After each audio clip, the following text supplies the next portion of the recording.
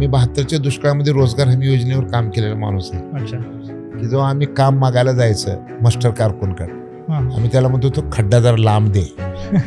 तर गावच्या जवळ खड्डा दिलास तर लोक हसायचे आम्हाला. 25 एकर जमीन होती, अजून लग्न झालेलं नाही. लग्न न होता 10 एकर विकलो आणि 3 मुलं झाले तर 5-5 एकर आणि पुन्हा त्याला 3 झाले तरी सगळं मजुरीनच जातील ना. मग हे सगळं भानगड्या करण्यापेक्षा आपण आत्महत्या करावी.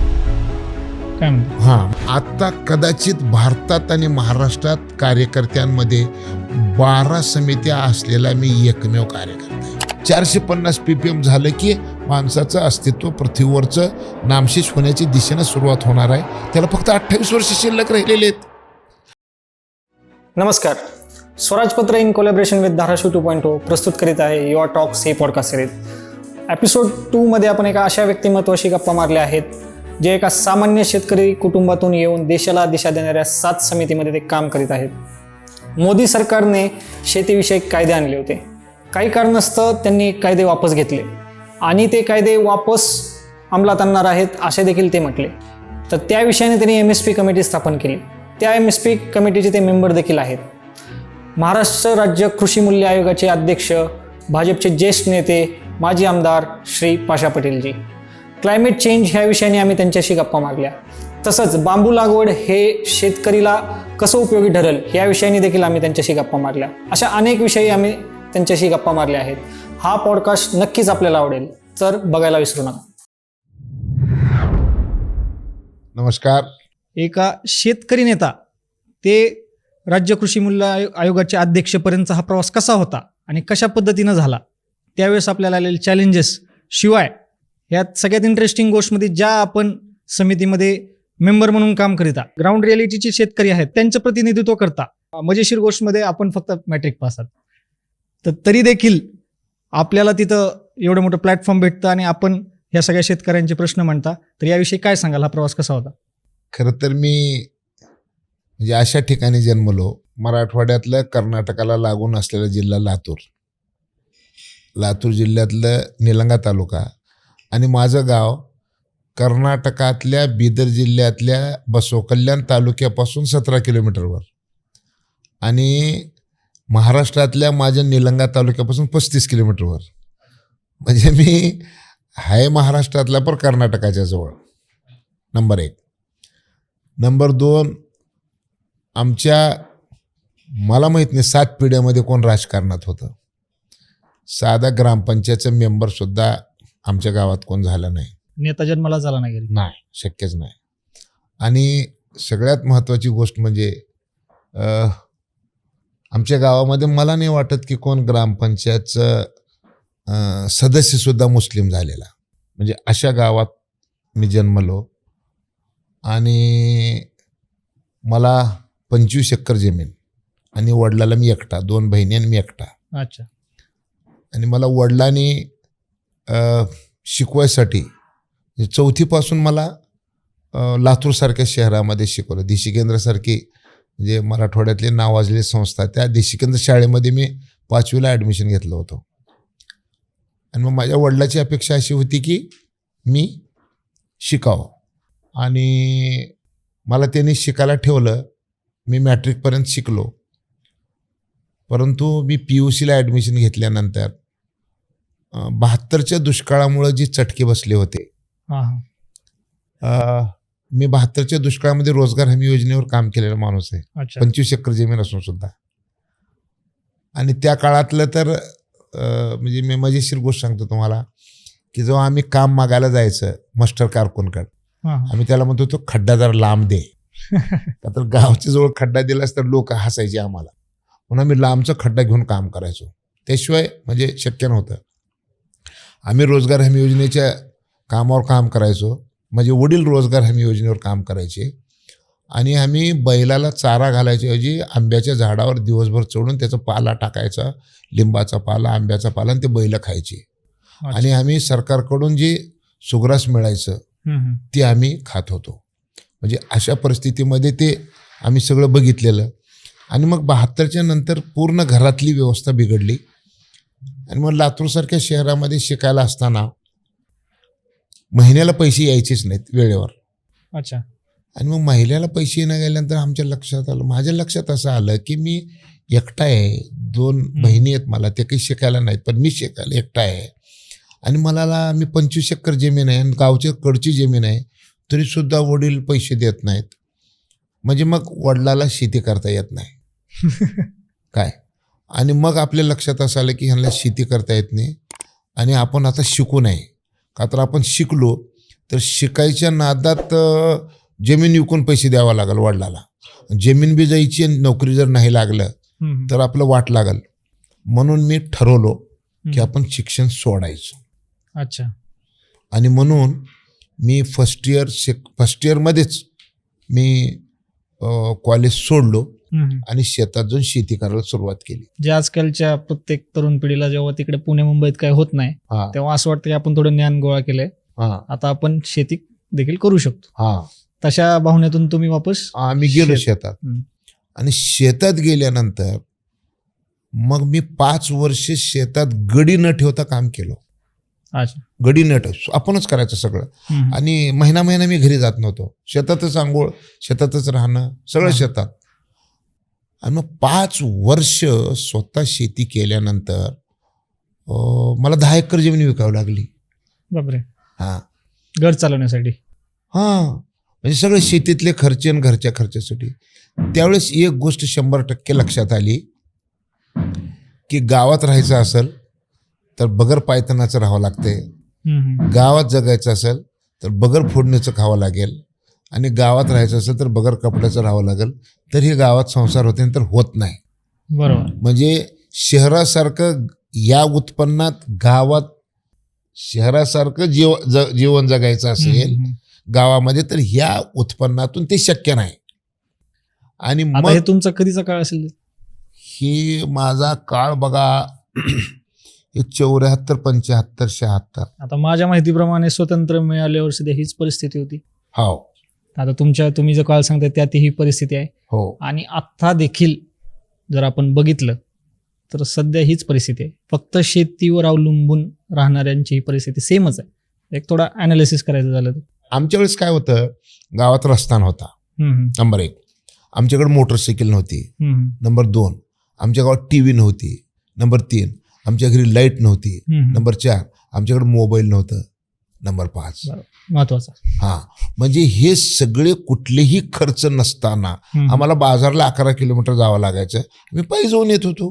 म्हणजे आम्ही बघितलेलं आहे ना. बरोबर आहे. आणि गंमत अशी आहे की आता काय माहितीये का, आता बस आहे, मोटरसायकली आहे, जीप आहेत, कार आहे, हे खर्च वाढलेला आहे. जे खर्च आम्ही प्रवासात आम्ही 0 खर्च होतं तिथं आता पैसे झाले. आमच्या काळात मोबाईल नव्हतं, आता मोबाईलचा खर्च वाढला. आमच्या काळात टीव्ही नव्हती, आता टीव्हीचा खर्च वाढला. आमच्या काळात हॉटेल नव्हते, आता हॉटेलचा खर्च आला.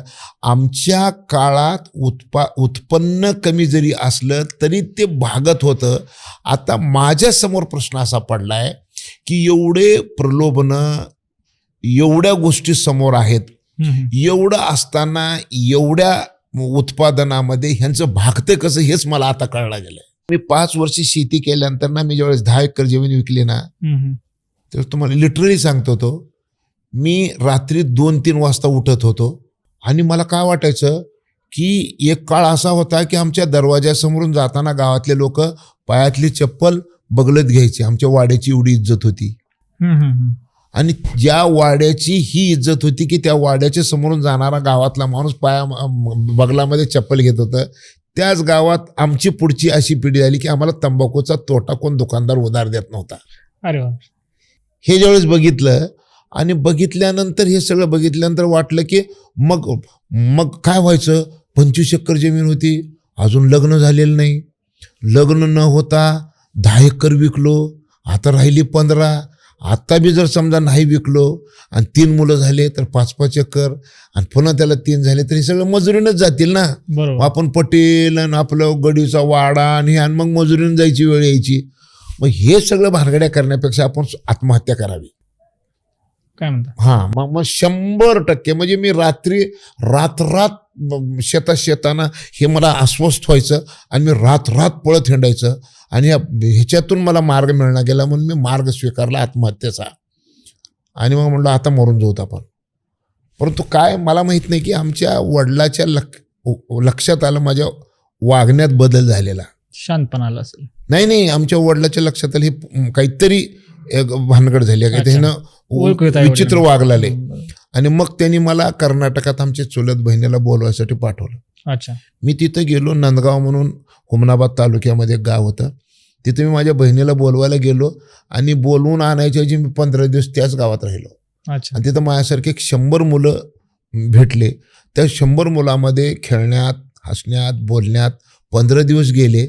आणि एकदम माझं म्हणजे डोकं यू टर्न बदललं. म्हटलं आपण मरायचं नाही. अच्छा. आपण मरायचं नाही.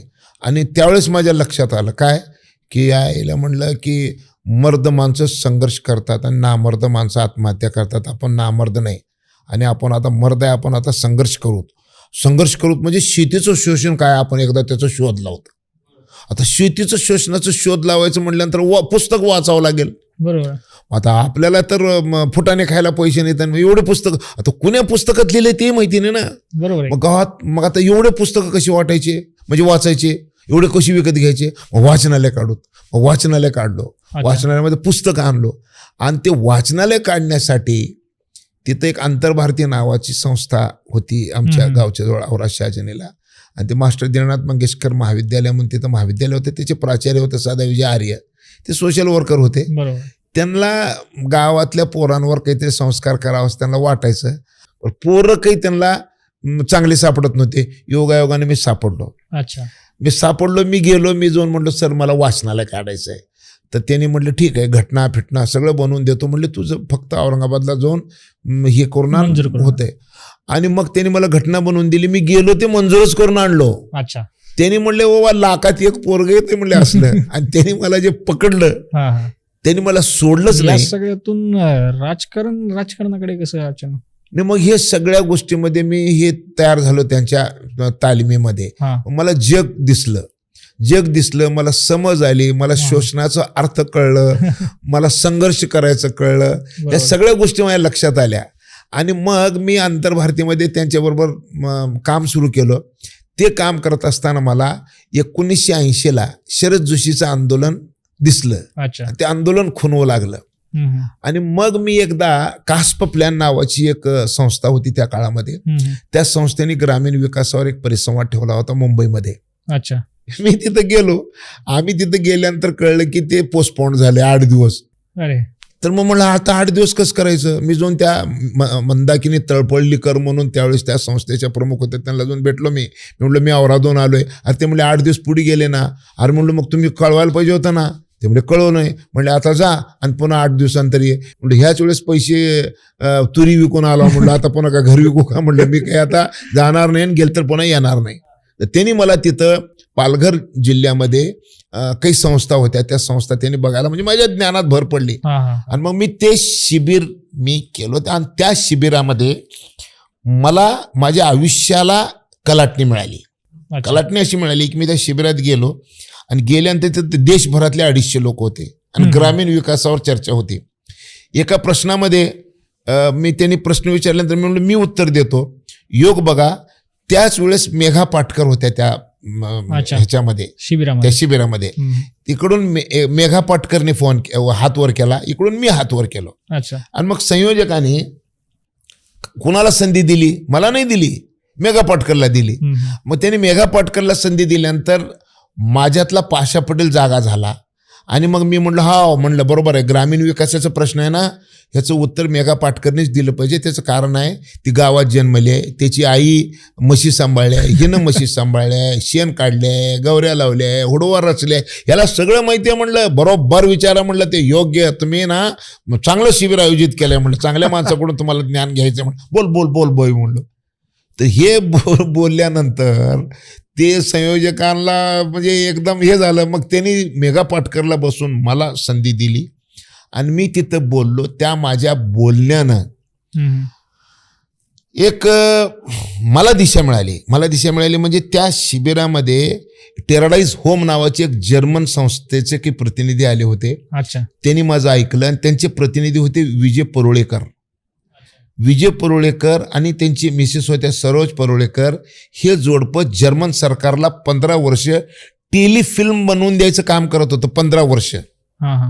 त्या दोघांनी मला ऐकलं आणि ते म्हणले तू चुकून आला रे या शिबिरात. ते म्हणले काय?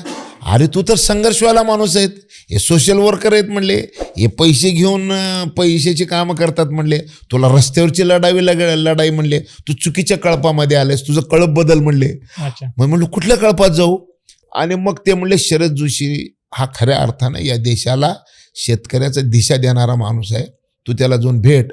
आणि मग त्या माणसाने मला माझं प्रेरणा दिली मला, आणि मी तिथून आलो पुण्याला. येताना शरद जोशीच्या ऑफिसमध्ये गेलो. मला ज्या दिवशी मी शरद जोशीच्या ऑफिसमध्ये गेलो त्या दिवशी कळलं होतं की हा शरद जोशी नाहीत. मी म्हणतो चला जे असेल ते असेल त्याला जाऊन भेटूत. मी गेलो आणि तिथं समोर एक खुर्चीवर ग्रस्त बसले होते. त्यांच्यावर मस्त मी फार मोठा सोशल वर्कर आहे या तोऱ्यामध्ये मी तासभर त्यांना गप्पा मारल्या, अक्कल शिकवल्या. आणि तासभरानंतर ते म्हणले मी शरद जोशी आहे म्हणले. आणि शरद जोशीचा दौरा रद्द झाला होता. आणि योगायोगाने त्यांनी ऑफिसमध्ये होते, मला त्याने ऐकले आणि मला म्हणले टेरराईज होम हे संस्था चांगला म्हणले, हे सगळं हे आहे म्हणले, हे जीववाला माणूस आहे, आपल्या काही कामाचं नाही. त्यांनी पुस्तकं दिले आणि जा म्हणले मला. आणि मी त्यांची पुस्तकं आणून वाचल्यानंतर माझ्या लक्षात आलं की शेतीच्या शोषणाचा खरा इतिहास हा माणूस सांगतो. आपण हे सगळं सोडलं पाहिजे आणि आपण ह्या कामामध्ये लागलं पाहिजे शरद जोशी सोबत. म्हणून मी त्यांच्यासोबत काम सुरू केलं. आणि कमाल आहे की 81-82 वर्ष कधी तर असेल, मला आता आठवत नाही, परंतु माझ्या गावात मी शरद जोशीची सभा घेतली. सकाळी 7 वाजता. आमच्या गावात लाईट नव्हती, रस्ता नव्हता, बस नव्हती, परंतु जानेवारी महिन्यामध्ये सकाळी 7 वाजता माझ्या गावात 10,000 लोक होते सभेला. बापरे. आणि शरद जोशीने ती सभा बघितली. तो शरद जोशीने माझ्यातले गुण हिरले आणि त्या दिवशी माझी सभा संपली की शरद जोशीने मला गाडीत टाकलं आणि कलमुगळी माझ्या गावाचं नाव, तिथून मला उचललं आणि हिंगोली जिल्ह्यामध्ये कळमनुरी नावाचं गाव आहे, तिथं संध्याकाळी नेलं आणि तिथं पहिली सभा झाली. आणि पहिल्या सभेमध्ये महाराष्ट्राचे शेतकरी संघटनेचे नेते पाशा पटेल असं माझं परिचय देऊन मला सभेला संधी मिळाली. संघर्षातला अभ्यासातून तयार झालेला वक्ता पुढे जाऊन नेता झाला. बरोबर आहे. आणि नेता झालो ती एकदा मी म्हणजे शरद जोशीच्या गाडीत बसलो, अजून गाडीच्या खाली उतरलोच नाही. बरोबर आहे. तर आपण मुंडे साहेबांसोबत बराच काळ काम केलेलं आहे. आपण मुंडे साहेबांच्या अत्यंत जवळचे मानलेले जातात. तर मुंडे साहेबांनी अशा अनेक बहुजन गटातले नेते सोबत घेऊन काम केलेलं आहे आणि एक सगळ्या घटकातले समाजातले नेते एकत्रित घेऊन त्यांचं काम असं दिसतं. तर आपण पण त्यातलाच एक भाग आहात. मग आता मुंडे साहेब गेल्यानंतर ह्या राजकारणात सक्रिय राहण्यासाठी या सध्याच्या चळवळीमध्ये आपण कुठल्या प्रयत्नात आहात किंवा इथून पुढे आपल्याला संघटनेविषयी, पार्टीविषयी काय मत असेल? नाही, मी प्रश्नाचा अभ्यासक आहे. अच्छा. मी माझे प्रश्न बोलत राहणार. पार्टीला त्या प्रश्नाला न्याय द्यायचा असेल तर मला पद देणार. अच्छा. पार्टीला तो विषय पटत नसेल तर पद देणार नाही. माझं काम पाण्यासारखं आहे. सक्रिय राजकारणापासून आपण दुरावलेले दिसतात. मला असं नाही वाटत. मला काय वाटतं माहितीये का की काही विषय म्हणजे काही गोष्टी अल्पमुदतीच्या असतात, काही गोष्टी दीर्घ मुदतीच्या असतात, काही नेते अल्पजीवी असतात, काही नेते दीर्घ आयुष्य असतात. तसंच असं आहे की मी कोणत्या कार्यकर्त्याच्या गटामध्ये बसतो? मी देशाला, पक्षाला, समाजाला बेसिक गोष्टी द्यायच्या भूमिकेतला कार्यकर्ता आहे. अच्छा.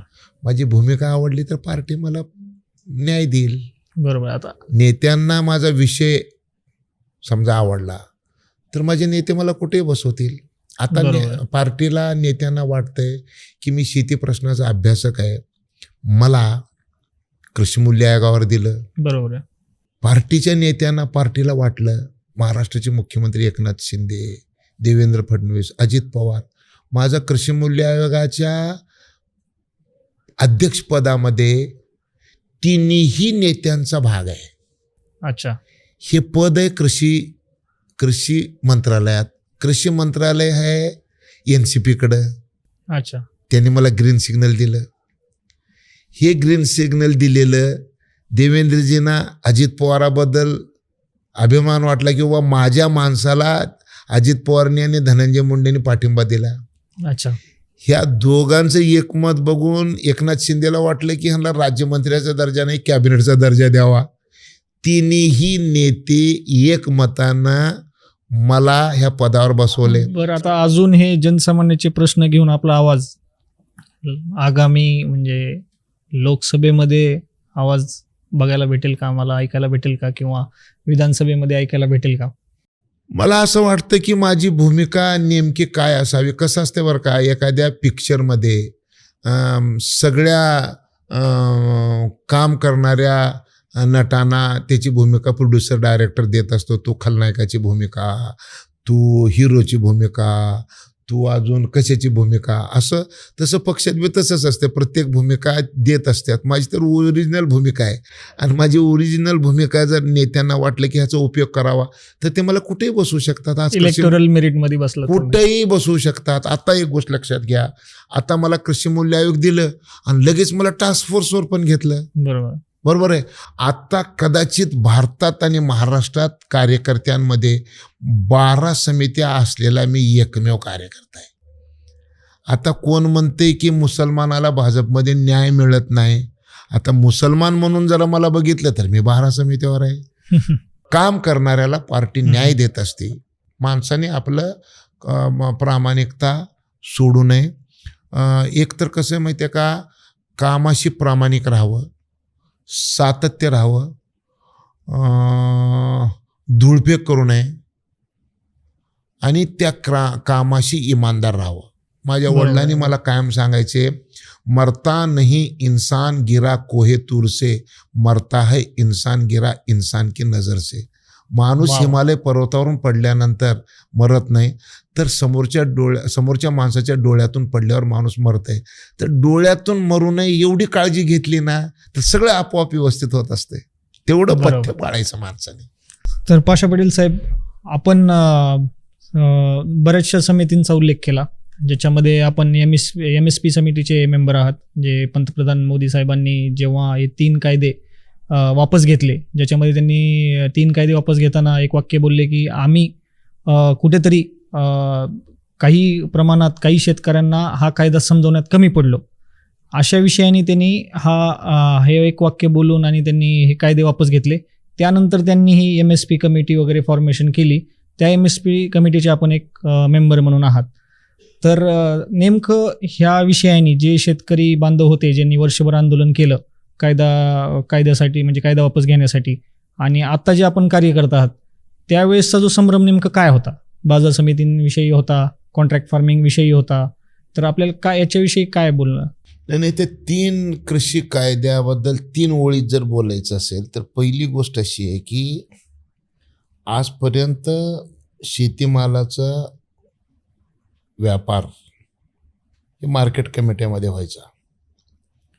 मार्केट कमिटी कधी 4 दिवस बंद असायची, 8 दिवस बंद असायची, महिनाभर बंद असायची. मुनीम मेला आडत बंद, आडत्या मेला आडत बंद, देशातला नेता कोण मेला आडत बंद, तालुक्यातलं कोण काही गेलं आडत बंद, कोण बाजार शहर बंद केलं की त्याच्यात बंद. शेतकऱ्याची काय चूक आहे? शेतकरी 50 किलोमीटरवरून यायचा आणि बंद म्हणून परत जायचा, आणि 150 दिवस जर वर्षातले जर बंद असेल तर त्या शेतकऱ्याला काय, त्यानं काय चूक केले का?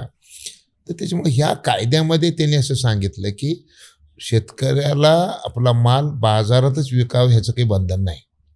त्यांनी बाजारात विकावं, शेतकरी उत्पादक कंपन्याच्या माध्यमातून विकावं, किंवा काही लोकांना डायरेक्ट जर माल खरेदी करायचा असेल त्याचा परवाना. शेतकऱ्याच्या बंधाऱ्यावर सुद्धा त्याचा माल विकायची परवानगी, मार्केटच्या आत बी करो, मार्केटच्या बाहेर बी करो. ह्यांचा एक आक्षेप असा होता की बाजार समितीमधून जो सेस स्टेट गव्हर्नमेंटला मिळतो त्याच्यावरती परिणाम होईल आणि सेस कमी होईल, असा एक आक्षेप होता. नाही, विषय कसा आहे माहिती आहे का? एक मिनिट लक्षात घ्या की जर सरकार जर समजा शेतकऱ्यांना आपले माल विकायची एकाच्या ऐवजी 3 संध्या जर देत असेल तर जिथं जिथं स्पर्धा होती तिथं तिथं ग्राहकाचा फायदा होत असतो. बरोबर. जेवढे खरेदीदार जास्त तेवढं भाव जास्त, किंवा भावामध्ये पारदर्शकता येते. तर हे तर शेतकऱ्याच्या फायद्यासाठी असते ना, ह्याच्यात विरोध करायचं काय कारण आहे? नंबर 2, शेतकरी म्हणजे शेती ही करार पद्धतीने द्यायसाठी एक आता कायदा झाला. शेतीमध्ये करार पद्धतीने शेती द्यायची परंपरा आज्या पंजापासून आहे.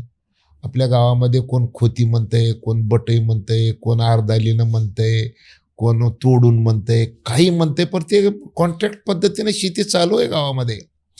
आता त्याला कायद्याचं आधार मिळाला. तेव्हा जर म्हणजे समजा कोण जर करार पद्धतीने शेती दिलेली असेल आणि ते करार तुटला तर कोर्टात दाद मागता येते ना, परंतु त्याचं करार शेतीचा कायदा जर तयार झाला तर त्याला दाद मागता येते कोर्टामध्ये. त्याच्यामुळे तुम्ही जो व्यवहार करताय, तुम्ही जो व्यवहार करत होता त्या व्यवहाराला आता एक कायद्याचं रूप मिळालं होतं. त्याच्यात विरोधाचंच काय कारण आहे?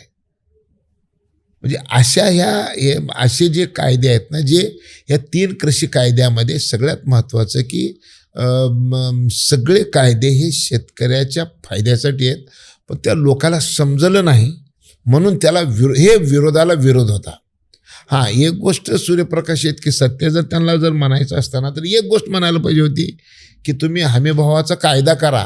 हे एका गोष्टीसाठी जर तुम्ही आंदोलन केलं असतं तर आपण समजू शकलो असतो, परंतु त्यांनी हे सगळ्याच कायद्याला विरोध केला हो. त्याच्यातली एका गोष्टी समजा आता ह्याच्यामध्ये खाजगी बाजारामध्ये मी माल विकलो आणि जर समजा तिथं धोका झाला तर तिथं डिप्टी कलेक्टर लेवलच्या अधिकाऱ्याच्या समोर ह्याची साक्ष व्हायची. तो अधिकारी कमी पडतो असं वाटलं तर कलेक्टर करा किंवा त्याला नवीन अधिकारी नेमा, असलं काहीतरी मार्ग सांगा ना. पूर्णचे पूर्ण कायदे रद्द करा जे म्हणलं ते शेतकऱ्याचं नुकसान आहे हे विरोधकांना कळलेलं नाही. आणि एकंदरीत ह्याच्यामध्ये ते म्हणतो ते जे MSP ठरवण्याचं जे स्ट्रक्चर आहे किंवा MSP देण्याचं जे स्ट्रक्चर आहे ते पण कुठेतरी हॅम्पर होईल असं त्यांचं म्हणणं होतं. आणि हे विरोध करणाऱ्या शेतकरी नेत्यांना दर कसे ठरतात हेच माहिती नाही, त्याच्यामुळे त्याचा विषयच नाही. हे मी सगळ्या देशभरातल्या सगळ्या नेत्यांना मी बघितलेलं आहे, त्यांचा मी अभ्यास बघितलेला आहे. त्यांना किती गोष्टी समजतात हे मला बघितलंय. त्या विरोधी लोकांच्या ऑब्जेक्शनपेक्षा आम्ही समितीत असलेले लोक जास्त प्रश्न उपस्थित करतो. बरोबर. त्यांनी जर समितीत असते ना तरी त्यांच्यापेक्षा आम्हीच जास्त बोललो असतो. का तर आमच्याकडं कसं आहे माहिती आहे का, आम्हाला नुसतं तोंडी नाही तर आमच्याकडं रेकॉर्ड सुद्धा आहे. आता माझ्याकडे 25 वर्षाचा सगळ्या पिकाचा उत्पादन खर्च काढण्याचे चार्ट माझ्याकडे आहेत. मी कुण्या वर्षी कुण्या गोष्टीमध्ये कुठं काय चूक झालेली हे मी सांगू शकतो. हे विरोधी पक्षाकडे नाही आहे. त्याच्यामुळं नरेंद्र मोदी साहेबांनी आमच्यासारख्या कार्यकर्त्यांना जे घेतलेलं आहे, कळत्या लोकांना घेतलेलं आहे. अच्छा. त्याच्यामुळं त्यांना हा प्रश्न सुटावा असं वाटतं म्हणून आमच्यासारख्याला घेतलेलं आहे. आता दुसऱ्या विषयाने आपण कृषी मूल्य आयोगाचे अध्यक्ष देखील आहात. आता हे कृषी मूल्य आयोग स्थापन करण्यात आपला खूप मोठा हात आहे. एकंदरीत आपण ह्या आपण जसं म्हटलं विधान परिषदेमध्ये प्रश्न मांडले, त्यानंतर निर्णय घेतले, परत 2017मध्ये त्याची अंमलबजावणी वगैरे झाली आणि तुम्हाला अध्यक्ष देखील करण्यात आलं. तर हा जो आयोग आहे हा बेसिकली जो MSP ठरवण्याचं हे करतं. तर तुम्ही त्याच्या पुढच्या प्रयत्नात मला दिसलं असे की तुम्ही ह्या म्हणजे केंद्रीय जो आयोग आहे त्याच्यामध्ये राज्याच्या आयोगाचं देखील पार्टिसिपेशन असलं पाहिजे असं तुमचं म्हणणं आहे. तर याविषयी काय आहे? MSP सोडून अजून काही ॲडवायझरी शेतीविषयी आपण सरकारला सल्ला वगैरे देता का? नाही, आता कसं आहे बरं का की आता योगायोगानं देशातल्या शेतकऱ्यामध्ये मी एकमेव भाग्यवान शेतकरी नेता आहे की मला ह्या संध्या मिळाल्या. अच्छा. माझं भाग्य कशात आहे की मला संध्या मिळाल्या. मी आता ज्या समित्यामध्ये आहे तर तुम्ही म्हणले की प्राईम मिनिस्टर MSP कमिटी ही MSP ठरवायची कशी याच्या संदर्भामध्ये प्राईम मिनिस्टरनेच देशातल्या नेत्यांना 5 नेत्यांना एकत्र करून ती समिती नेमली. मी ते बदल सुचवणाऱ्या समितीत बी आहे मी आणि राज्याकडून केंद्राला शिफारस करण्याच्या समितीचं प्रमुख बी आहे मी. बरोबर. म्हणजे असं कॉम्बिनेशन कधी बी म्हणजे प्रश्नपत्रिका बी मलाच काढायची आणि उत्तर बी मलाच द्यायचं आहे असा योगायोगानं मला संधी मिळालेली आणि त्या संधीचं सोनं मला करायचं आहे. मी तुम्हाला 2 गोष्टी महत्त्वाच्या सांगतो. एक की आता एक प्रश्न तयार झाला महाराष्ट्रामध्ये, तो सगळ्यात गंभीर प्रश्न आहे की 4,600 रुपये MSP आहे सोयाबीनची आणि बरोबर. बाजारामध्ये 5,000 रुपये सोयाबीन विकलेलं आहे. पण कुठल्याही शेतकऱ्याचं समाधान 5,000 मध्ये नाही. 7,000 रुपये सोयाबीनचा बाजारात भाव होता तरी शेतकऱ्यांनी बाजारात सोयाबीन विकलं नाही. त्यांना जास्त भावाची अपेक्षा आहे. का तर हा भाव 10-11 पर्यंत गेला होता. शेतकऱ्याला वाटतं ते तिथपर्यंत जाईल. आता गंमत अशी आहे की शेतकऱ्याचा उत्पादन खर्च वाढलाय का? 100% वाढलाय. त्यांना 4,500 मध्ये 5,000 मध्ये परवडत नाही का? बिलकुल परवडत नाही. आणि 4,600च्या खाली सोयाबीन येत नाही. आलं तर सरकार खरेदी करणार आहे. शेतकऱ्याची अपेक्षा वर जावं आहे आणि वर जाण्यासाठी केंद्र सरकारने आयात शुल्क वगैरे खाद्यतेलावर लावा लागणार, ते मोठा विषय आहे. आता कसं आहे की एका बाजूला सरकार आहे, एका बाजूला शेतकरी आहे, एका बाजूला व्यापारी आहे. शेतकऱ्याची घुसमट मला माहिती आहे. या सगळ्या गोष्टीमध्ये मी 2017ला ज्यावेळेस कृषी मूल्य आयोगाचा अध्यक्ष झालो त्यावेळेस मी जे बघितलं होतं, मी काय बघितलं होतं, तेव्हा 1,600-1,700 सोयाबीनचा भाव होता. बरोबर. मी जेव्हा शोध लावला की एवढं भाव कमी का आहे, का तर आपल्या देशाला 230 लाख मेट्रिक टन खायचं तेल लागतंय. त्याच्यापैकी 70 लाख मेट्रिक टन आपण तयार करतो आणि 170 लाख मेट्रिक टन आपण आयात करतो. देशाला लागणाऱ्या 3 हिस्स्यापैकी 2 हिस्से आपण आयात करतो, तरी सुद्धा देशातल्या तेलबिया उत्पादकाला मिनिमम सपोर्ट प्राईस मिळत नाही. हे सगळ्यात मोठं दुःख होतं. आणि या दुःखाचं कारण काय की आयात करणाऱ्या तेलावर जे आयात शुल्क आहे ते कमी होतं. मी माननीय या राज्याचे त्या काळातले तत्कालीन मुख्यमंत्री देवेंद्र फडणवीस साहेबांना विनंती केली की त्यांनी मला अध्यक्ष केल्यानंतर मी म्हटलं, साहेब मला तुम्ही अध्यक्ष केलंय, मी काय करू? तर ते म्हणजे तुम्हाला काम करायचं. म्हटलं काम जर करायचं साहेब तर मी माझ्या पद्धतीनं करतो, ह्याच्यामध्ये हस्तक्षेप चालणार नाही. मी एकमेव असा मुख्यमंत्री बघितला, त्यांनी सांगितलं की तुम्हाला स्वतंत्रपणे बसवलंय, मी काही हस्तक्षेप करणार नाही, तुम्ही माझ्या राज्यातल्या शेतकऱ्याला न्याय द्यायचं काम करा. आणि मी ज्यावेळेस त्यांना पत्र दिलं त्या पत्रावर त्यांनी आपलं स्वतःचं पत्र देऊन पंतप्रधानांना ते पत्र पाठवलं.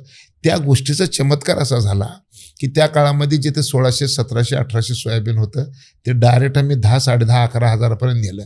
त्याचं कारण आहे की मी अध्यक्ष झाल्यानंतर 7.5 क्रूड पॉम ऑइलवर ड्युटी होती, 12.5 रिफाईन पॉम ऑइलवर ड्युटी होती. आणि 1 वर्षामध्ये मी ती ड्युटी, देशाला स्वातंत्र्य मिळाल्यानंतर पहिल्यांदा ड्युटी स्ट्रक्चर भारत सरकार दर 3 महिन्याला ठरवत आहे. वर्षातून 4 वेळेस ड्युटी स्ट्रक्चर ठरत आहे. स्वातंत्र्यानंतर पहिलं वर्ष होतं 2017-18 की 4दा ड्युटी स्ट्रक्चर ठरलं आणि 4 वेळेस इन्क्रीज झालं. दर 3 महिन्याला ड्युटी इन्क्रीज झाली असं पहिलं वर्ष. आणि मिळालं काय, 7% ड्युटी जिथं होती तिथं 44% झाली आणि जिथं 12 होती तिथं 54 झाली आणि म्हणून 11,000 रुपयापर्यंत भाव गेला. बरोबर. आता माझ्या लक्षात आलं की आपण तेवढं दर तर शेतकऱ्याला मिळवून देऊ शकत नाही, पर 7,000च्या खाली जर येऊ द्यायचं नसेल तर काहीतरी चमत्कार करावा लागणार. आणि शेतकऱ्याची अपेक्षा 7,000 रुपये मिळणे.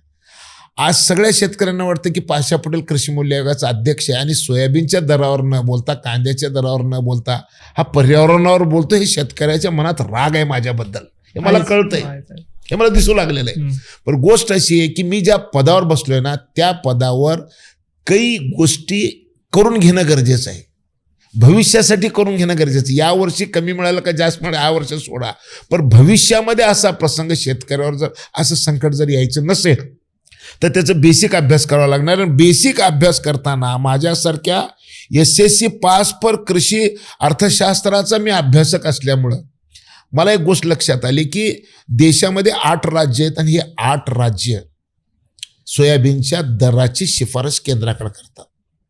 मी त्याच्यामध्ये काय बघितलं की सगळ्यात कमी मागणी ही देशभरातल्या सोयाबीनच्या 60% सोयाबीन ज्या राज्यात पिकते मध्य प्रदेशमध्ये, त्या मध्य प्रदेशने फक्त 4,600 मागितलंय. महाराष्ट्राने 6,700च्या पुढे मागितलंय. कर्नाटकाने तर 10,184 मागितलंय. म्हणजे 4,600 पासून 10,000पर्यंत शिफारस राज्याकडून केंद्राकडे गेलेली आहे. अहो एका पिकामध्ये शेजारच्या राज्यामध्ये मध्य प्रदेश, महाराष्ट्र आणि कर्नाटक एवढे 2 सीमा ओलांडल्या तर 4,000चं 10,000 6,000 रुपये कमी उत्पादन खर्च कसं काय सुचवलं जातं. ही गोष्ट माझ्यासारख्या कार्यकर्त्याला अस्वस्थ करणारी आहे. आणि हा विषय घेऊन मी केंद्रीय कृषी सचिव मनोज आहुजा साहेबाकडे गेलो. मी म्हटलं ही असा प्रॉब्लेम आहे. त्यांच्याही लक्षात आलं. ते म्हणजे ह्याच्यात काही तर काय आहे बघावं लागणार आहे. आणि त्यांनी ज्यावेळेस बघितलं त्यावेळेस मंत्रालयातले म्हणजे कृषी मंत्रालय भारत सरकारचे सगळ्या अधिकाऱ्यांसोबत माझी बैठक झाली. पण तिथं ते तोडगा नाही आहे. म्हणून मी केंद्रीय सचिवांना आता असा अर्ज दिलेला आहे की 8 राज्य जे सोयाबीन पिकवतात त्या राज्यातल्या सोयाबीनच्या हमी भावाची शिफारस करणाऱ्या यंत्रणेच्या प्रमुखाची मुंबईमध्ये 2 दिवसाची कार्यशाळा घ्यायची आणि 4,000 ते 10,000 हे डिफरन्स काय ते शोधून काढायचं. आणि हे जर शोधून काढलं तर 4,600 कळवणारे येडे आहेत का 10,000 सुचवणारे येडे आहेत. नेमकं येडा कोण आहे आणि नेमकं चूक कोणाची होती ह्याचा अभ्यास करायचा ना. हा जर अभ्यास झाला आणि हा विषय जर मिटला तरच भविष्यामध्ये शेतकऱ्यांचं दराच्या बाबतीत समाधान होणार. नाही तर नाही. मी शेतकऱ्याची दाई नाही, मी शेतकऱ्याची आई आहे. शेतकऱ्यासाठी काय करावं लागतं मला कळतंय. आता शेतकऱ्यांना वाटतं की आत्ता काहीतरी करा, लगेच तर होणार नाही. आत्ता तर हे होणे नाही. हे दीर्घकालीन उपायाचा भाग आहे. आणि ते भविष्यातले संकट आज 1 वर्ष तोटा झाला हरकत नाही, पण भविष्यामध्ये असे तोटे होऊ नये म्हणून मी ती रचना सुरू केली. याविषयी आम्हाला उत्सुकता आहे की जो कांदा निर्यात बंदीमध्ये आपला जे चालू आहे ते योग्य आहे अयोग्य आहे आणि तो भाव काय भावाने चाललाय. कांद्याचा आपण बघतो भाव चढउतार खूप आहे. एक गोष्ट लक्षात घ्या की शेतकऱ्याला वाटतंय जास्त मिळावं, सरकारला वाटतंय खाणाऱ्याला रास्त मिळावं. बरोबर. जास्त आणि रास्तचं हे भांडण आहे. हे धोरण चुकीचं झालं असं समाजाला वाटतं. हे धोरण जर चुकीचं व्हायचं नसेल तर त्याच्यासाठी सुद्धा एक गोष्ट आहे. ती गोष्ट काय आहे की आता फीड फॉर द फीडर, खाऊ घालणाऱ्याला खाऊ घाला. म्हणजे जे खाऊ घालणारे आहेत ना त्यांनी तोट्यात जर खाऊ घातलं तर ते पुढच्या वर्षी खाऊ घालायला जिवंत राहायला पाहिजे ना. बरोबर. हा प्रश्न जर सोडवायचा असेल ना, हा नाजूक विषय आहे. हा विषय जर सोडवायचा असेल ना तर खाणाऱ्याला सांगावं लागणार आहे, बाबा रे 500 रुपये देऊन सिनेमाचं तिकीट घेता राजानो, कधी तुम्हाला त्रास होत नाही. 40 रुपयाचं पेट्रोल 100 रुपये होते राव, तुम्हाला काही त्रास होत नाही. कपडे तुम्ही 5-5 हजारचे एक सूट विकत घेता राव, त्यावेळेस तुम्हाला हे होत नाही. कांदा काही रोज किलोवर लागत नाही हो, कांदा ग्रामवर लागतो.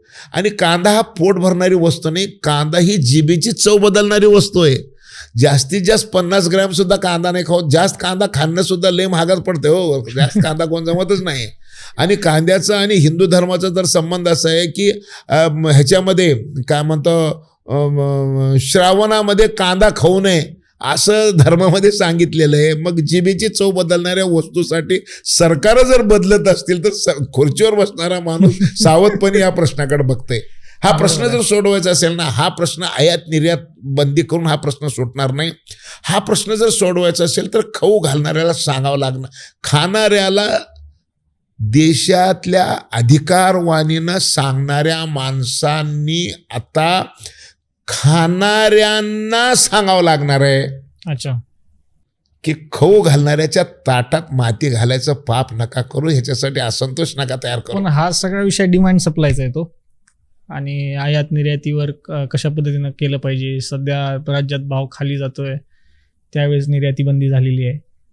जसं राज्यात आपण आता मागच्या काही दिवसात पाहिलं तर हे डिमांड सप्लायच्या विषयाने आणि परत शेतकऱ्याच्या विषयाने हा कशा पद्धतीनं हँडल केलं पाहिजे. नाही हे बघा, ह्याच्यामध्ये आता मी केंद्रीय वाणिज्य मंत्री म्हणजे हा पूर्ण संबंध कृषी मंत्र्याशी संबंध नसतो, हा अन्न नागरी पुरवठा मंत्र्याशी संबंध नसतो.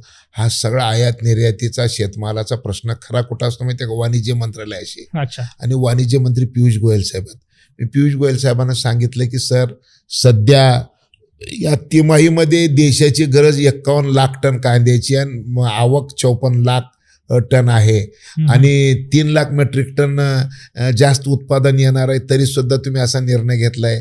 असं त्याचं कारण काय.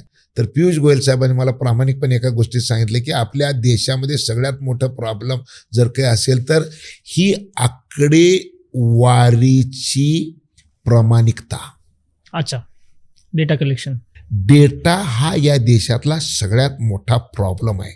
डेटा ॲक्युरेसी जर झाली तर हे निर्णय होणार नाहीत. तर डेटा ॲक्युरेसीमध्ये आता आपल्याला काम करावं लागणार आहे. माझ्यासारख्या कार्यकर्त्याला काय वाटतंय की समजा ज्या दिवशी कांद्याचा लागवड झाली किंवा समजा टमाट्याची लागवड झाली, म्हणजे हे पेरिसिबल आयटम आहे, नाशवंत माल आहे. नाशवंत मालावर जर समजा कमांड जर मिळवायची असेल आणि सरकार म्हणजे सरकारबद्दल असंतोष तयार होऊ नये आणि शेतकऱ्याला कमी मिळू नये आणि ग्राहकाला महाग मिळू नये, हा सगळा त्रांगडा जर सोडवायचा असेल ना तर सिस्टीम अशी तयार करावी लागणार आहे. सोईंग ॲक्युरेसी सरकारला कळाल्याशिवाय हा प्रश्न मिटण्याची सुतराम शक्यता नाही. आणि म्हणून टमाट्याचा प्रश्न जर सुटायचा असेल ना तर टमाट्याचं सीड किती विकलं गेलं, टमाट्याचं सीड किती, का तर आता कोण घरातल्या टमाट्याचं सीड कोण लावत नाही, सगळे पाकिटातलं लावतात. मग पाकिट किती विकले गेले ह्याचा अंदाज जर आला तर जास्त जर विकले गेले तर बाजारात टमाटा यायचे 3 महिने कळणार आहे सीड जास्त विकले राजानो, लय टमाटा होणार आहे, हे एक्सेस टमाटा कुठल्या राज्यामध्ये पाठवता येते का, याची सिस्टीम उभी करता येईल. किंवा कमी बी जर विकलं तर यावर्षी बियाणं कमी झालेलं आहे, तुटवडा होणार आहे, कुठून तर आणायचं का हा विचार करता येईल. नेमकं आमच्यापाशी डाट्याचा घोळ आहे, तो घोळ मिटवावा लागणार आहे. तो घोळ मिटलं की ते बारका घोळ मिटलं की मोठे घोळ मिटणार आहेत. म्हणून या विषयावर आपल्याला काम करण्याची गरज आहे. अजून माझी बरीच सिस्टीम उभी करायची आणि ती सिस्टीम जर उभी झाली तर या देशामध्ये पहिल्यांदा ही सिस्टीम मी उभं करणार आहे की लागणार आहे किती आणि येणार आहे किती, उरणार आहे किती आणि कमी पडणार आहे किती. स्वतंत्र होऊन एवढे दिवस झाले अजून सिस्टीम उभा का नाही, हे तर बेसिक आहे. या प्रश्नाचं उत्तर कसं द्यायचं आपण, हे अवघड गोष्टी आहेत सगळ्या की का झालं नाही कोणावर आरोप करून. परिस्थिती सेमच आहे. स्वतंत्र्याच्या वेळेस हीच परिस्थिती, आज देखील हीच परिस्थिती आहे. शेतकरी तेव्हाही हातबल होता, आजही हातबल आहे. नाही, मी काय म्हणतो ऐकून घ्या. खरं मी सांगू का, खुर्चीवर त्या क्षेत्रामध्ये बसणाऱ्या लोकांनी खरं तर प्रत्येक खात्याचा मंत्री वेगळा का असतो का, तर त्या विषयातला त्याने अभ्यास करून ते प्रश्न सोडवायला पाहिजे आणि प्रश्न सोडवण्याची धमक पाहिजे. एकतर अभ्यास पाहिजे आणि धमक पाहिजे आणि त्याच्यामध्ये गुंतवून घेणं पाहिजे. मला एक गोष्ट अशी वाटते की त्या क्षेत्रातल्या तज्ज्ञ माणसाला ते खातं दिलं गेलं पाहिजे, तर हा प्रश्न मिटणार आहे. कोणालाही आता कर्नाटकामध्ये गेल्या वेळेस कृषी मंत्री केले होते. कोण आहे मी जाऊन बघितलं तर ते एका पिक्चरचा हिरो कृषी मंत्री होता. आता हिरोचं आणि शेतीचा काय संबंध आहे हो, असं कुठेतरी लपडे होतात. त्याच्यामुळे लपडे जर व्हायचे नसतील तर त्या क्षेत्रामध्ये आपलं आयुष्य खर्च घालणारे जर काही माणसं असतील तर त्यातल्या त्यामध्ये ज्या खात्यामध्ये असे मोठे प्रॉब्लेम जे जनतेच्या जीवनावर किंवा डायरेक्ट परिणाम घडवणारे जे खाते आहेत ना, त्या खात्यामध्ये बसणारा व्यक्ती तेवढ्या उंचीचा आणि तेवढा अभ्यासक असला पाहिजे, तर हा प्रश्न मिटणार आहे, नाहीतर नाही. Chief minister environmental and climate change task फोर्सचे मेंबर देखील आहात, तर या क्षेत्रातील काम देखील आपण बघितलेलं आहे, ऑब्झर्व केलेलं आहे. पोल्युशन या विषयाने, क्लायमेटच्या विषयाने आपण नेहमी बोलत असता. IPCC रिपोर्टही बऱ्याच वेळा सांगता 2050 साली 12 शहर बुडणार आहेत. तर या विषयाने आम्हाला क्युरिओसिटी आहे आणि याला कशा पद्धतीने टाकलं गेलं पाहिजे आणि यंग जनरेशननी काय काय काळजी घेतली पाहिजे. हे बघा, ज्याला 2 डोळे आहेत, 2 कान आहेत, 2 हात आहेत आणि 2 पाय आहेत, अशाने आता या सांगाड्याच्या समोर सगळ्यात भयानक प्रश्न जर काही असेल तर एन्व्हायरमेंटचा. अच्छा, मला वाटतं की ज्याला परमेश्वराने डोकं नावाची वस्तू दिली आहे ना, त्याने आता झोपून जमत नाही, का तर मरण हे दारात आलेलं आहे. आणि हे मरण दारात आलंय. आत्तापर्यंत म्हणलं तर लोक हसायचे, आता घटना घडू लागलेल्या आहेत.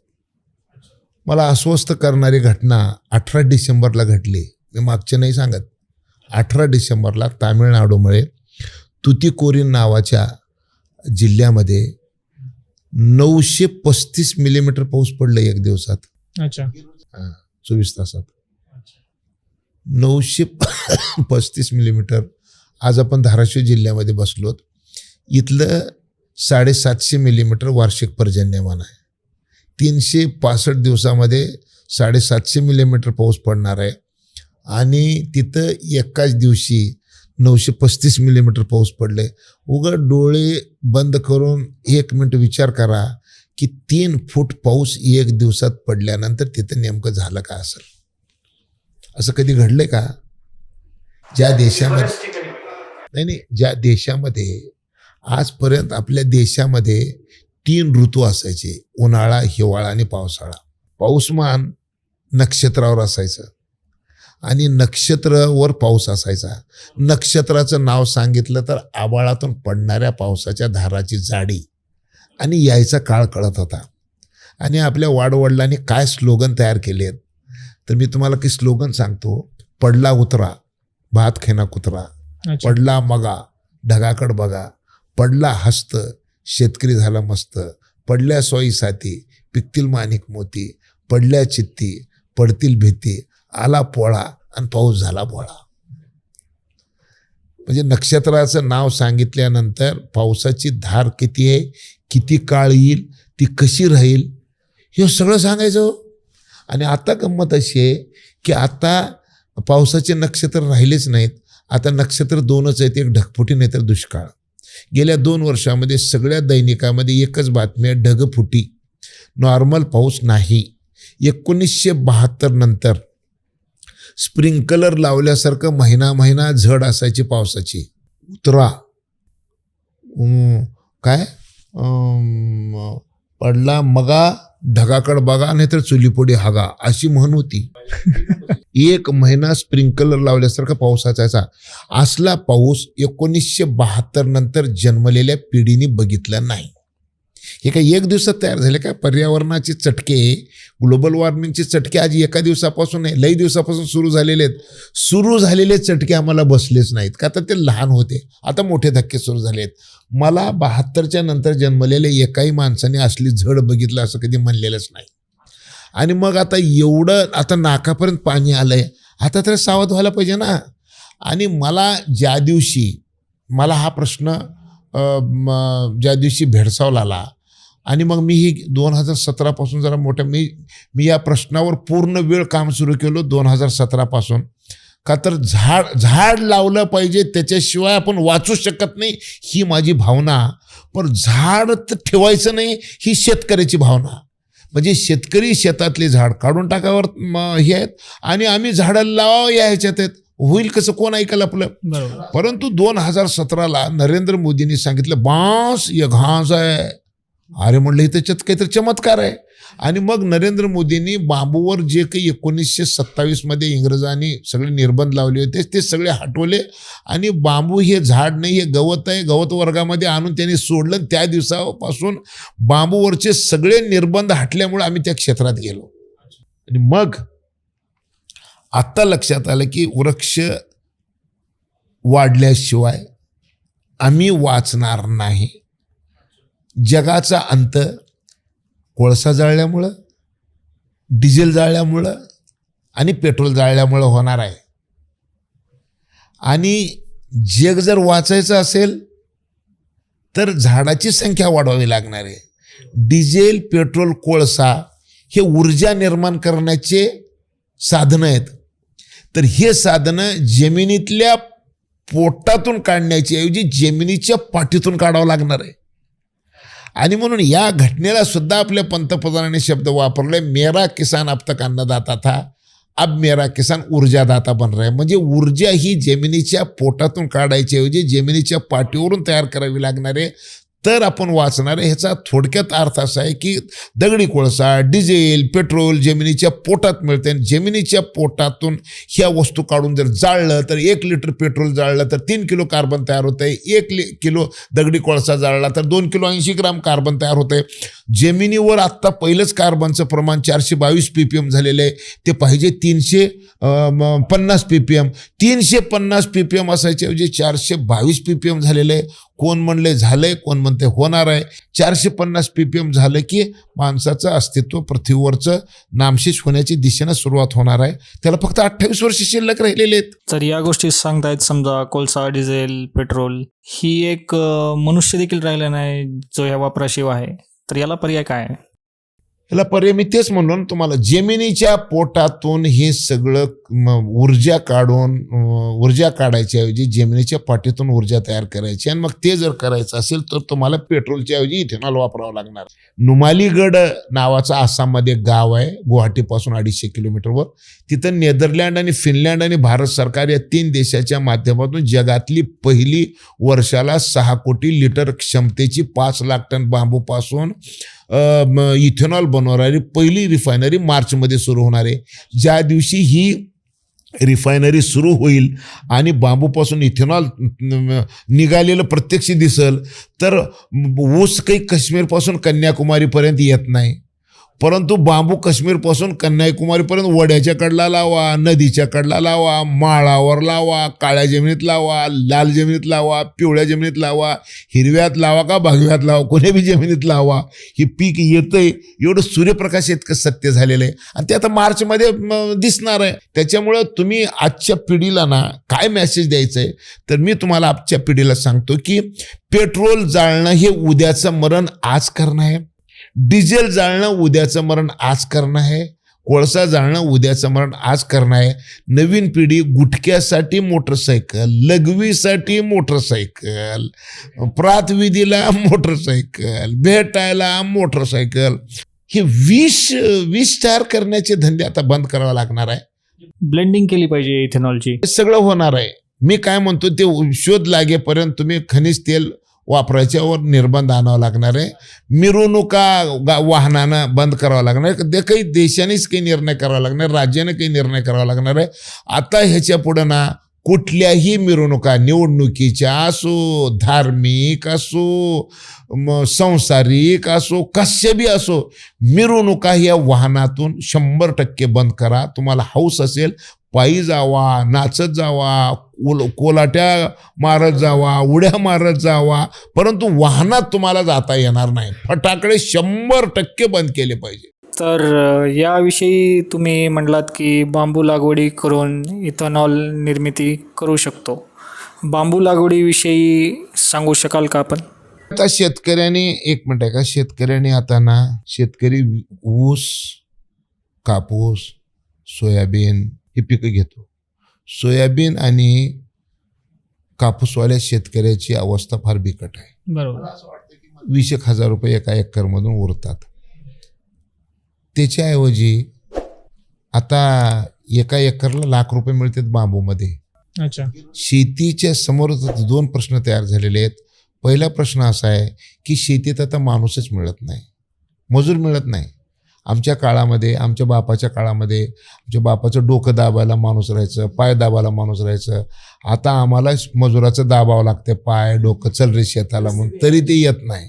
तर त्याच्यामुळं शेतीपासून सगळे लांब गेले, कोणीच राहिलेलं नाही. हे शेती म्हणजे, शेती व्यवसाय म्हणजे नरक आहे, नरकात कोणालाही राहायचं नाही, आणि म्हणून सगळे आता हे व्यवसाय सोडून पळून गेले. मुंबईमध्ये झोपडपट्टीमध्ये 10 रूममध्ये 15 माणसं झोपतील, परंतु तिथं किमान शहरात चांगली माणसं तर बघायला मिळतील, चांगलं हे तरी खायला मिळो का नाही मिळो, बघायला तर चांगलं मिळणार आहे. त्याच्यामुळे हे लोक आता गेलेले आहेत. आणि म्हणून एक गोष्ट लक्षात घ्या की आता एक मजूर मिळत नाही, दुसरं पाऊस वेळेवर पडत नाही. या दोन्ही गोष्टी बांबूसाठी फार फायदेशीर आहेत. बांबूची एकदा लागवड झाली की आंतर मशागतीसाठी माणसाची गरजच नाही तोडेपर्यंत. त्याच्यामुळं मनुष्यबळ कमी असेल तरी चालतंय. दुसरं, पाऊस महिना 2 महिने लेट असेल तर 2 महिने जर पाऊस नाही पडला तर ऊसच राहत नाही आणि कुठलंही पीक राहत नाही. 30-40 दिवसाचा 2 पावसातला अंतर 30-40 दिवस 50 दिवस जर झाला ना तर कुठलंच पीक येत नाही. पण बांबूमध्ये 2 महिने जरी पाऊस नाही आला, 3 महिने जरी पाऊस नाही आला तर काही फरक पडत नाही, आणि वाळलं तर बी पुन्हा हिरवं होतंय. म्हणून कमी पाण्यावर आणि कमी मजुरावर येणारे पीक आहे, आणि सगळ्या पिकापेक्षा जास्त पैसे देणार आहे. त्याच्यामध्ये कसं आहे माहिती आहे का, माणसाला 280 किलो वर्षाला ऑक्सिजन लागतं. बांबूचं एक झाड 320 किलो ऑक्सिजन देतं. नंबर 1. जगामध्ये जेवढे वृक्ष आहेत त्या सगळ्या वृक्षापेक्षा अधिक 30% कार्बन बांबू खात असतं. माणसाचं दुश्मन कार्बन आहे, बांबू खातं. माणसाचं मित्र ऑक्सिजन आहे, ते एक झाड तुम्हाला एका माणसापेक्षा 1.5 माणसाचं ऑक्सिजन देतं आहे. तापमान रोडच्या मध्ये आणि इकडं मध्ये भिंत आहे, तिकडं रोड आहे आणि इकडं घर आहे, मध्ये जर बांबू असेल तर 4 डिग्रीचा फरक पडतंय. बांबू लावल्यानंतर तापमानात फरक पडतंय, कार्बन संपवतंय, ऑक्सिजन देतंय आणि पैसे बी देतंय. कल्पवृक्ष आहे. त्याचं मार्केट वगैरे कसं आहे? आणि एक मिनिट आहे का, आता सगळ्या गोष्टी सोडा, फक्त जाळायसाठी जर समजा बांबूचा विचार केला तर NTPC, आता सोलापूरला NTPCचं थर्मल आहे इथं जवळ, लांबचं नाही, सोलापूरला रोज 20,000 मेट्रिक टन दगडी कोळसा लागतंय. अच्छा. 20,000 मेट्रिक टन. तर जर 20,000 मेट्रिक टन जर लागत असेल तर 7% त्याला किती बायोमास लागणार आहे? रोज 2,000 एकर चं बायोमास त्याला लागेल. असला सगळा हे मोठा खेळ आहे. बांबूपासून बायोमास तयार करून ते मार्केटमध्ये विकू शकतो. दगडी कोळसा 1 किलो दगडी कोळसा जर जाळला तर 4,000 त्याचा उष्मांक असतो. कॅलरिफिक व्हॅल्यू त्याची 4,000 आहे आणि बांबूची कॅलरिफिक व्हॅल्यू सुद्धा 4,000 आहे. अच्छा. आणि म्हणून जर तुम्हाला 1 किलो दगडी कोळसा जाळला काय आणि 1 किलो बांबू जाळला काय, 1 किलो दगडी कोळसा जाळला तर जमिनीतून दगडी कोळसा काढणे आणि हवेत 2 किलो 800 ग्राम कार्बन तयार करणे. बांबूपासून काढलं तर काय होणार, हवेतलं पहिलं सोडलेलं खाणार आणि पुन्हा हवेत सोडणार. हे त्याच्यातलं फरक आहे. आणि म्हणून आत्ता NTPC भारत सरकारला वर्षाला 700 lakh metric ton 700 lakh metric ton biomass पाहिजे. आता फक्त 2 लाख मेट्रिक टन बायोमास मिळते.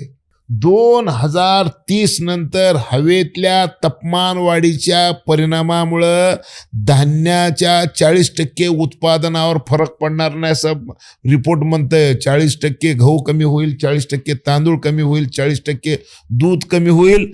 तसंच मी म्हणतो अंडकोशावर त्या तापमानाचा परिणाम होऊन प्रजनन हे सुद्धा कमी होणार आहे माणसाची. म्हणजे एक परिणाम एका गोष्टीवर नाही, तर होल सिस्टीमवर परिणाम होणार आहे. आणि ह्या सगळ्या गोष्टीचा अभ्यास आपल्याला करावा लागणार. आत्महत्याचा आकडा हा या भागात खूप जास्त आहे, याविषयी काय सांगाल? आतापर्यंतच्या शेतकऱ्याच्या आत्महत्या हे शेतीमालाला भाव नाही म्हणून व्हायच्या. आता शेतकऱ्याच्या आत्महत्यामध्ये वाढ ही ग्लोबल वॉर्मिंगमुळे झालेली आहे. ढगफुटी आहे, तापमान वाढ आहे, आता थंडी बी वाढणार आहे, पाऊस बी वाढणार आहे आणि उन्हाळा बी वाढणार आहे. तुम्हाला जर भविष्यात वाचायचं असेल ना तर आज तुम्हाला पेट्रोल आणि डिझेल जाळायचं कमी करावं लागणार आहे, तर तुमची पिढीवर येते. नाही तर आजपर्यंतच्या तुमच्या वाडवडिलांनी काय केलं आहे, जीवनमान उंचावण्यासाठी जीवन संपवण्याचं पाप आपल्या मानवजातीच्या हाताने घडलेलं आहे. ते जर व्हायचं नसेल तर आता पुढच्या पिढीने सावध होणं गरजेचं आहे. जगातलं पहिलं राज्य महाराष्ट्र की ज्यांनी टास्क फोर्स तयार केलं एन्व्हायरमेंटवर आणि ते काम करायची संधी मला दिली त्या टास्क फोर्समध्ये. मी असं ऐकलं की इस्रायलमध्ये प्रत्येक नागरिकाला काही दिवस का होईना मिलिटरीमध्ये काम करावं लागते म्हणून. तसं मला असं वाटतं की मला जर संधी मिळाली तर सगळे मंत्रालय मी बंद करून सगळ्या अधिकाऱ्यांना आणि सगळ्या योजनेचा पैसा मी फक्त वृक्ष लागवडीवर लावावं असं मला वाटतं. मी जर प्रमुख झालो तर मी काय करेन, सगळ्या तिजोरीचं तोंड हे शेताकडे आणि झाड लावण्याकडे करीन, तरच हे आम्ही वाचणार आहे. आम्हाला जर वाचायचंच नसेल तर उपयोग काय सगळ्या गोष्टीचं? न रहे बांसतो न बजे बासरी.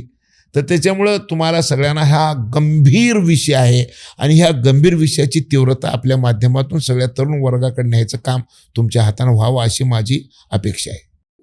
निश्चितच आपण हे काम समितीमार्फत शेतकऱ्यांचे प्रश्न नेहमी मांडत असता. तरुण पिढी देखील आपल्या मार्गदर्शनाखाली या विषयाने काम करेल.